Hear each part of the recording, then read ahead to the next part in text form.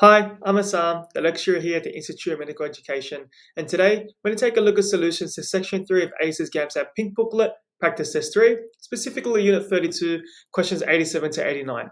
And in this unit, we're going to take a look at the physics of transmitting radio waves from Earth and measuring their intensities. Now, for this unit, you did require some basic and prerequisite knowledge in transmitting radio waves in intensity and understanding how to read and comprehend these passages to answer some, I'd say, simple mathematical equations. Now, it's pretty much impossible to answer questions 88 to 89 if you didn't have a background knowledge in the equation for intensity. Now, that doesn't necessarily mean you can't at least wing it. But if you didn't have a knowledge in the equation, it would be very difficult to answer those questions. However, question 87, you just had to apply some simple mathematics and you could have got the answer. So if we go through the stimulus, it's nice and short. It tells us that humans, we've been broadcasting signals into the space since the invention of radio transmission, which is about 100 years ago. It's telling us that there's now this expanding bubble or sphere of radio and television signals, and television broadcasts are of greater energy than the older radio broadcasts. I mean, that's irrelevant. But the most important piece of information, it tells us that 1 light year is approximately 1 by 10 to the 16 meters, and the speed of light is 3 by 10 to the 8 meters per second. Now, it's important to know that to answer this question, it'd be easy if you just draw a little diagram, like what I've got here. So I know if you don't have much space, but hopefully you do have space on the pieces of paper that ACER provides, but you can just draw a sphere and note that we're told that the transmissions are approximately 100 years away from Earth. So that means we're going to have 100 years coming out this way, but keep in mind it's a sphere. Yes, it's 100 meters going out this way, but because it's a sphere, it's also going 100 meters across this way. That means the radius is 100 meters from this point to this point, but the diameter is from the beginning of the sphere to the other side of the sphere. So we know, therefore, so if this radius is 100, the diameter is going to equal 200 years. Now that's something to conceptualize here. So if we tackle question 87, it says, which of the following is closest to the diameter of the radio bubble?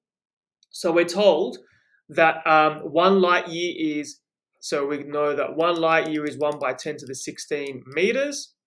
And we just have to times this now by the diameter. So by the diameter, which is going to be 200 years. So we're just going to go 2 by 10 to the 2, which is 200 years.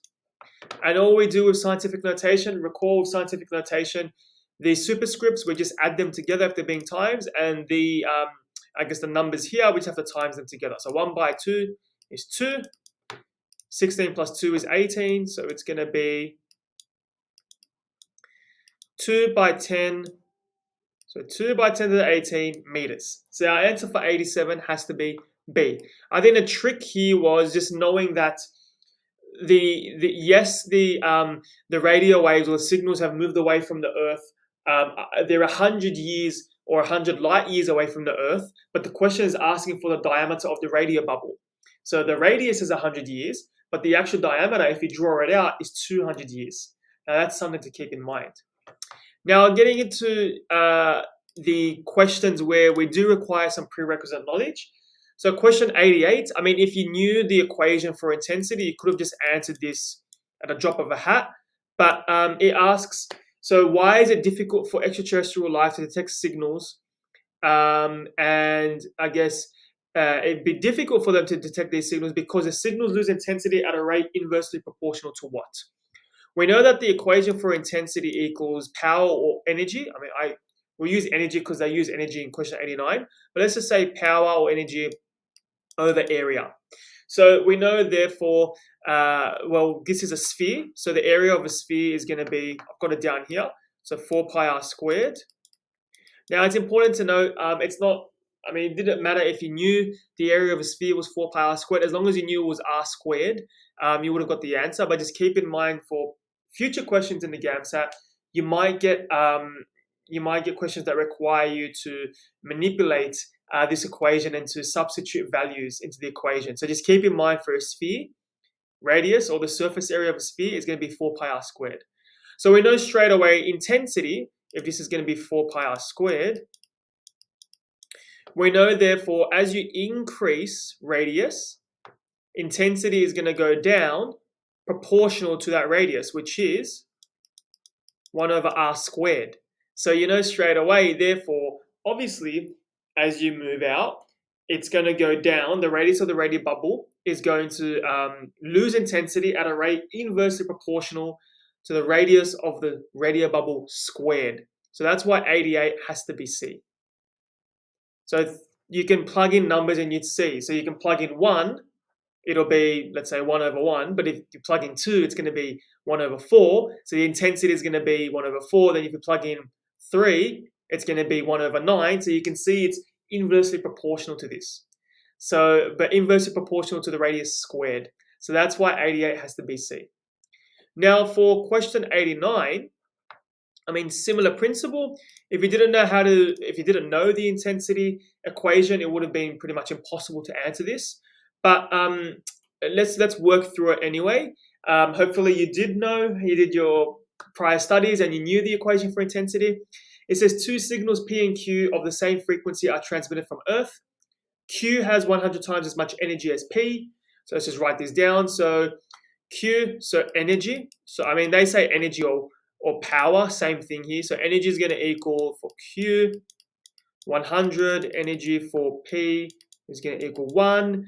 And suppose there is a minimum intensity at which these signals can be detected. Now, there's 2 ways you can go about this.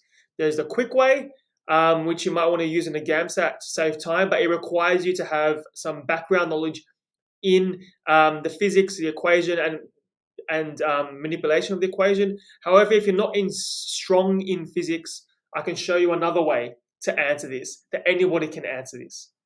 Now, for those who are strong in physics and know these units back to front and inside out, recall that we're told here 2 signals of the same frequency. We know that frequency equals 1 over T. And the reason why we know that is because remember at the beginning of this exam, we did a couple of questions on sound waves of the sounds that we make when we produce a vowel in our throat. So remember that. We were told that frequency equals 1 over period. 1 over T, which is a time in seconds. We know this frequency is equal, and we know, if this is why I'm always pedantic about leaving your units, power or energy can be represented as a watt, and a watt is joules per second. Now our second here is constant, so it's the same frequency. So we're also told that there is a minimum intensity at which these signals can be detected, which means let's assume the intensities are equal. So if the intensities of P and Q are equal, this is the same, and we know that so the energy for Q is going to be 100. What we're left with is pretty much 100 over r squared, and we know therefore to satisfy the equation, so if it equals 1, because they're equal, r has to equal 10. So you know straight away that the answer for 89 is 10 times as far as P, so B. Now that's the quick way if you knew all the mathematics behind it, the foundation behind it. Now there is another way to approach this question for those who aren't comfortable with the physics or the maths. So let's go through it. So let's just start off obviously writing our knowns. So I probably shouldn't have done that.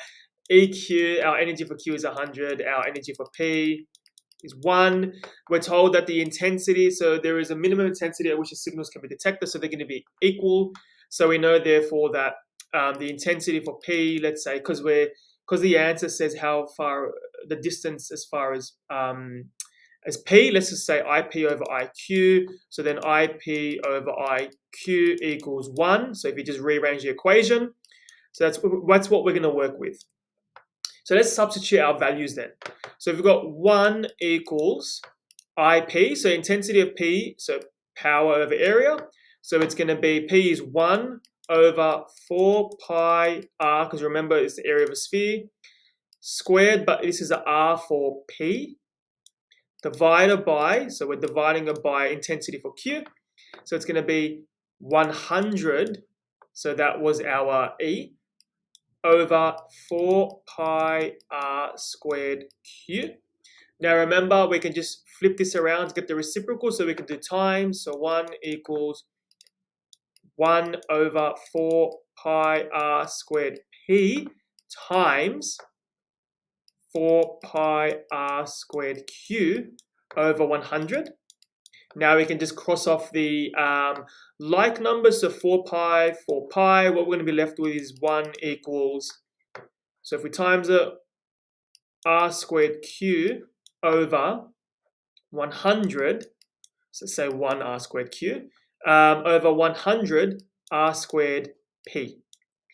Now all we're going to do is just square root both sides, so we can do square root 1 equals square root r squared q over 100 r squared p.